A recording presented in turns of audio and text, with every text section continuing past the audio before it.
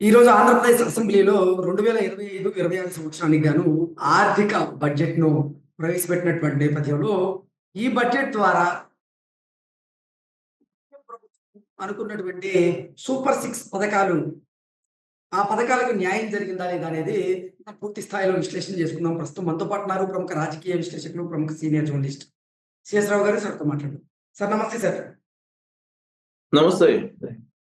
Sir 2025, 2026 అసెంబ్లీలో బడ్జెట్‌ను ప్రవేశపెట్టారు. ఈ బడ్జెట్ ద్వారా కూటమి ప్రభుత్వం చెప్పినటువంటి సూపర్ సిక్స్ పథకాలకు న్యాయం జరిగినట్టేనా? అంటే ఏం చెప్తారు?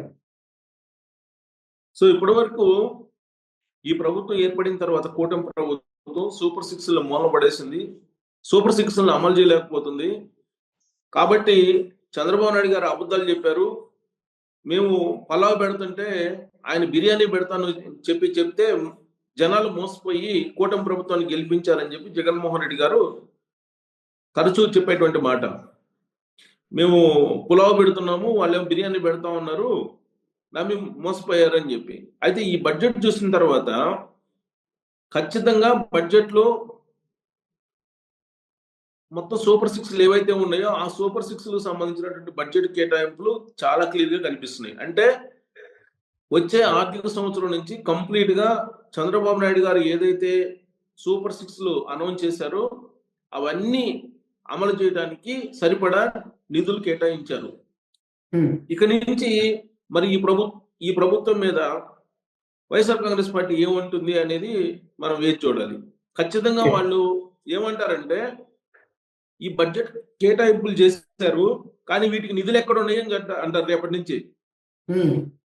యాక్చువల్గా ఇంతకుముందు ఎప్పుడు కూడా చంద్రబాబు నాయుడు గారి హయాంలో ఇంత సమతుల్యమైనటువంటి బడ్జెట్, సంక్షేమానికి పెద్దపీట వేస్తూ ప్రవేశపెట్టినటువంటి ఫస్ట్ బడ్జెట్ చంద్రబాబు నాయుడు గారి టోటల్ కెరీర్ లో ఇంతకుముందు ఎప్పుడు కూడా ఇంత సమతుల్యత పాటించినటువంటి పరిస్థితి. సంక్షేమానికి, ప్రత్యేకించి సంక్షేమానికి పెద్ద ఎత్తున ఆయన ప్రాధాన్యత ఇచ్చారు.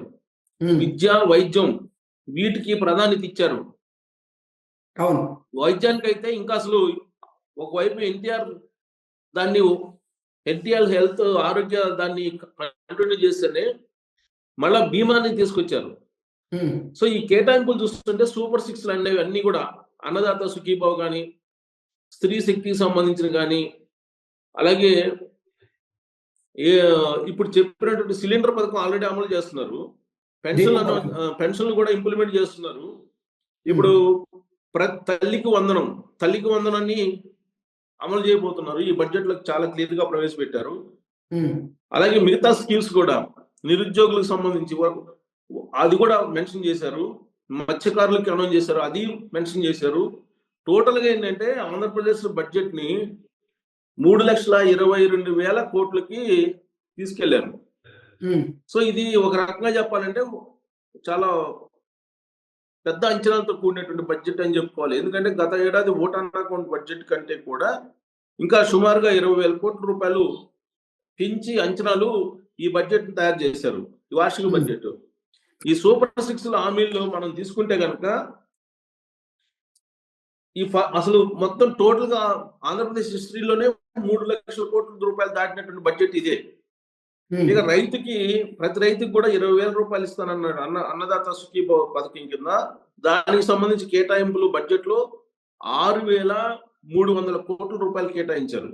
6,300 కోట్ల రూపాయలు కేటాయించారు.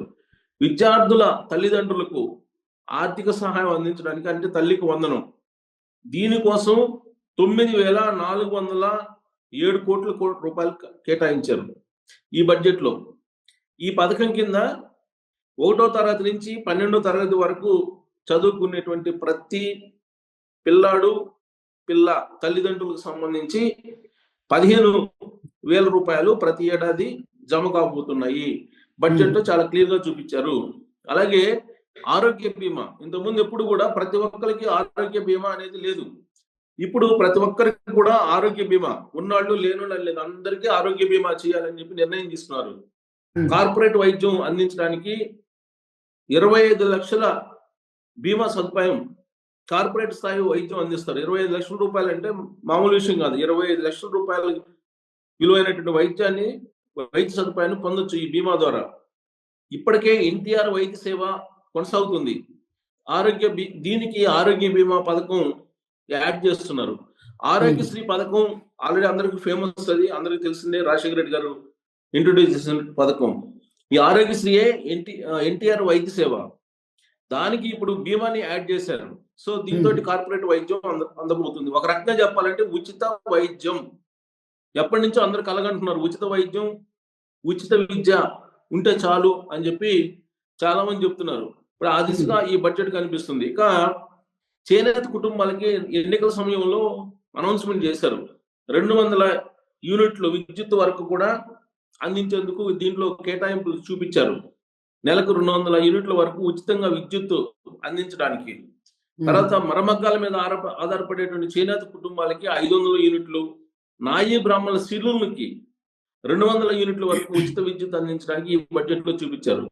ఇక చేపల వేట కాలంలో మత్స్యకారులకు 20,000 ఆర్థిక సహాయం, వాళ్ళు డీజిల్ వాడుకొని లేదా ఇతరత్ర వాడుకొని 20,000 రూపాయల ఆర్థిక సహాయం చేయడానికి అది కూడా చూపించారు. ఇవన్నీ కూడా 2024 ఎన్నికలకు ముందు చంద్రబాబు నాయుడు గారు చేసినటువంటి అనౌన్స్మెంట్స్. ఇక దీపం 2.0 పథకం కింద నిధులు కేటాయింపు జరిగింది. ఆల్రెడీ దాని పథకాన్ని ఇంప్లిమెంట్ చేస్తున్నారు. సో దీన్ని మనం క్లియర్ గా ఏమనుకోవచ్చు అంటే, ప్యూర్ గా సంక్షేమానికి సంబంధించి, అభివృద్ధికి సంబంధించి సమతుల్యతను పాటిస్తూ చేసినటువంటి ఒక బడ్జెట్ అని చెప్పి అనుకోవచ్చు. అయితే ఈ బడ్జెట్ సంబంధించి ఇప్పుడు ఈ పరిశీలించిన తర్వాత ఇప్పుడు దీని మీద ఎలాంటి కామెంట్స్ వస్తాయి అనేది వెయిట్ చేస్తున్నారు అందరూ. కానీ ఈ బడ్జెట్ ని చూస్తే కనుక చాలా క్లియర్ గా సమతుల్యమైనటువంటి బడ్జెట్. చంద్రబాబు నాయుడు గారు ఏదైతే జగన్మోహన్ రెడ్డి గారు చెప్తారో, మాట తప్పని మడమ తిప్పని నేత అని చెప్పేసి ఆయన గురించి ఆయన, ఈ బడ్జెట్ చూస్తే కనుక చంద్రబాబు నాయుడు గారు మాట తప్పకుండా మడమ తిప్పకుండా, ఆర్థిక పరిస్థితి ఆంధ్రప్రదేశ్ బాగలేనప్పటికీ ఈ బడ్జెట్ తయారు చేశారు అనుకోవచ్చు.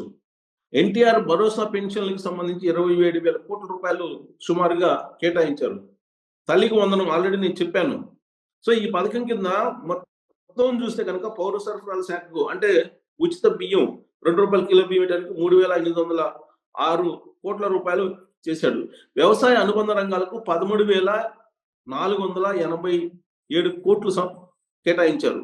వ్యవసాయానికి కూడా ప్రాధాన్యత ఇచ్చారు.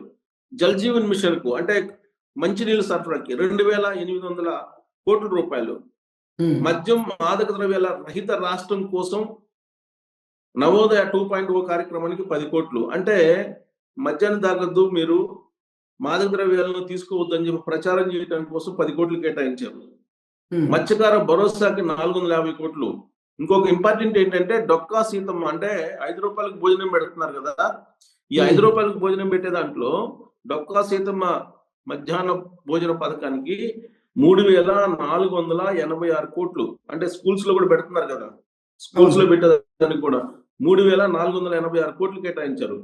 ఆదరణ పథకం, చంద్రబాబు నాయుడు గారు ముఖ్యమంత్రి అయినప్పటి నుంచి తొలి రోజుల్లోనే ఆయన మొట్టమొదటిసారి ఉమ్మడి ఆంధ్రప్రదేశ్ ముఖ్యమంత్రి అయినప్పుడే ఆదరణ పథకం చేసుకొచ్చాడు. దానికి ఇప్పుడు 1000 కోట్లు. ఆర్టీజీఎస్ కోసం 101 కోట్లు. అంటే ఆర్టీజీఎస్ అంటే ఇప్పుడు ఆల్రెడీ వాట్సాప్ కు సంబంధించినటువంటి పరిపాలన రావాలని చెప్పి అంటున్నారు కదా, టెక్నాలజీ తోటి. దానికి అవును.